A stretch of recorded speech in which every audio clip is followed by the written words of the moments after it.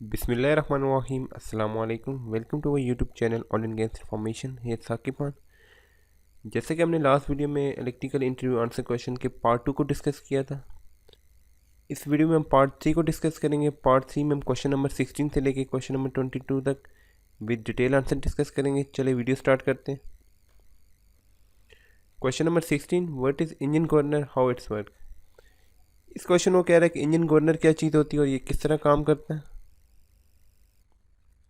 The electronic engine governor controls the engine speed and horsepower and thereby regulate the generator frequency located in the AC module.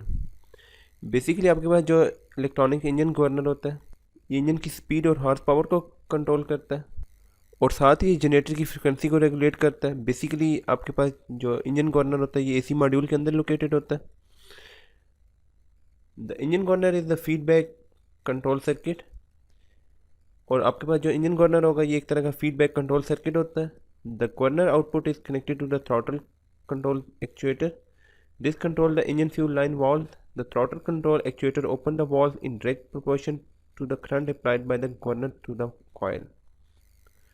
और आपके पास जो governor की output होती है वो थ्रॉटल कंट्रोल एक्चुएटर के साथ कनेक्टेड होती है और ये बेसिकली आपके पास जो फ्यूल की लाइन्स हैं उनको कंट्रोल कर रहा होता है। और ये थ्रॉटल जो होता है ये एक प्रोपोर्शन के हिसाब से आपके जो फ्यूल वाल्व है उनको ओपन करता है। Question number 17, what is pulse pickup circuit. इस क्वेश्चन को कह रहा है कि पल्स पिकअप सर्किट क्या चीज़ होती है। The magnetic pickup device is mounted near the fly wheel of the engine. The magnetic pickup device emit a pulse each time a fly wheel to passes by it. Basically आपके पास जो magnetic pickup होता है ये आपके engine का जो fly wheel है उसके साथ लगा होता है और जैसे ही आपका एक टूथ पास होता है तो ये पल्स एमिट करता है। These pulses are apply to the pulse pickup circuit in the AC control module such as tach plus and tach minus. और उसके बाद जो ये पल्सेस होती हैं एसी कंट्रोल मॉड्यूल में टैक प्लस और टैक माइनस में अप्लाई की जाती हैं। The pulse signal is process to drive the speed feedback signal. The magnetic pickup device generate its own voltage and must produce plus minus 2 volt RMS. The pulse pickup also activates the HOC circuit. This allows the HOC batteries to power the AC control module during the time that generator voltage building up.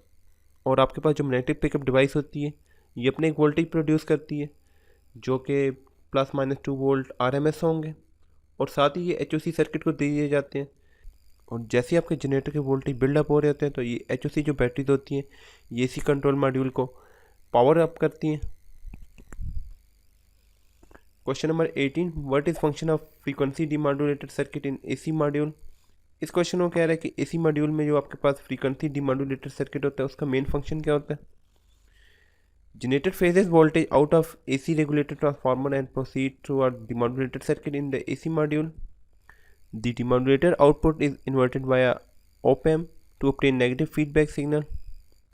और आपके AC regulated transformer के जो output पे AC voltage आ रहे होते हैं basically demodulator circuit उनको proceed करता है और आपके पास जो डिमॉड्यूलेटर की आउटपुट होती है उसको इन्वर्ट करने के लिए हम ऑप एम्प यूज़ करते हैं ताकि हम एक नेगेटिव फीडबैक सिग्नल ले सकें। Question number 19, what is function of speed feedback switch in the AC module. इस क्वेश्चन में कह रहे हैं कि आपके पास जो स्पीड फीडबैक स्विच होता है एसी मॉड्यूल में उसका मेन फंक्शन क्या होता है। The AC control module is equipped with the circuit that permits the tachometer circuit to provide a speed feedback signal until the generator voltage greater than 200 volt AC. Basically आपके AC control module में एक circuit लगा होता है जो कि tachometer को इजाज़त देता है कि जैसे ही आपके जनरेटर के वोल्टेज 200 वोल्ट AC से ग्रेटर हो तो एक स्पीड फीडबैक सिग्नल जनरेट करें।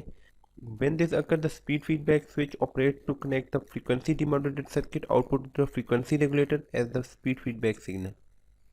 और जैसे ये सिचुएशन अकर होती है तो आपके पास जो स्पीड फीडबैक स्विच होता है वो ऑपरेट हो जाता है और आपके पास फ्रीक्वेंसी डिमॉड्यूलेटर वाला जो सर्किट है उसकी आउटपुट जो होती है वो फ्रीक्वेंसी रेगुलेटर में चली जाती है ऐसा स्पीड फीडबैक सिग्नल के तौर पे। Question number 20, what is master और स्लेव लॉजिक इन जनरेटर। इस क्वेश्चन में वो कह रहा है कि जनरेटर में मास्टर और स्लेव लॉजिक क्या होती है। द मास्टर और slave circuit detect which generator is master और स्लेव।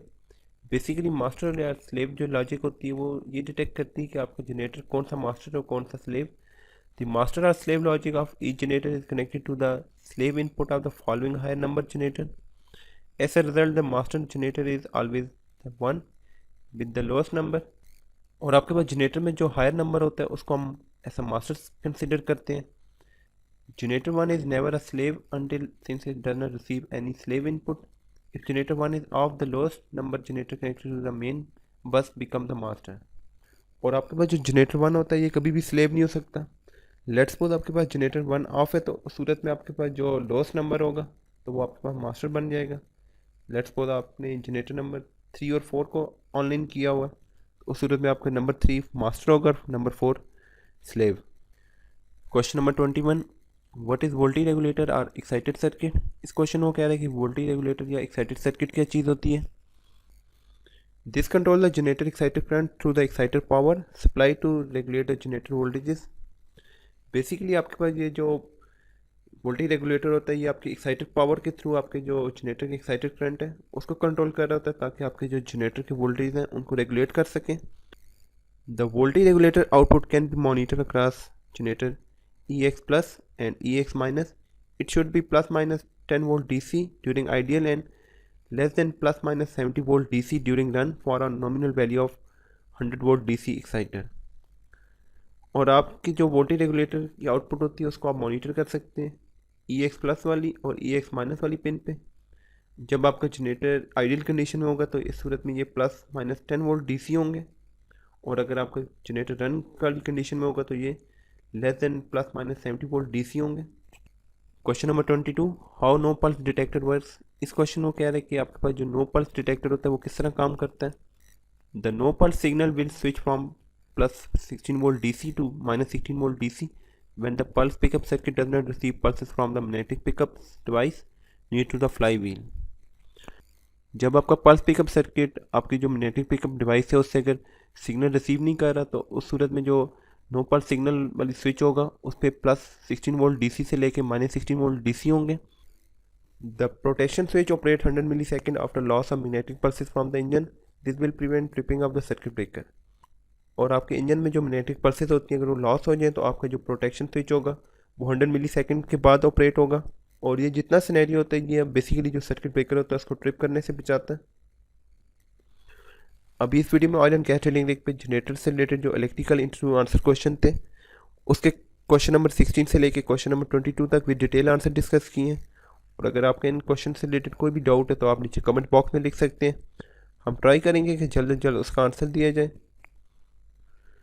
वीडियो देखने का शुक्रिया. अगर आपको हमारी ये वीडियो अच्छी लगी इसको लाइक करें, अपने फ्रेंड के साथ शेयर करें और अपना फीडबैक नीचे कमेंट्स में ज़रूर दें. और साथ ही हमारे Facebook page oil and gas information को भी लाइक कर दें. हमारे Facebook page oil and gas information का लिंक आपको नीचे डिस्क्रिप्शन बॉक्स में मिल जाएगा. और हमारे YouTube channel oil and gas information को सब्सक्राइब करें और बेल आइकन के बटन को क्लिक करें ताकि जैसे इस चैनल पे नई वीडियोस अपलोड हो वो आपकी नोटिफिकेशन में आ जाए. Thank you. अल्लाह हाफिज़.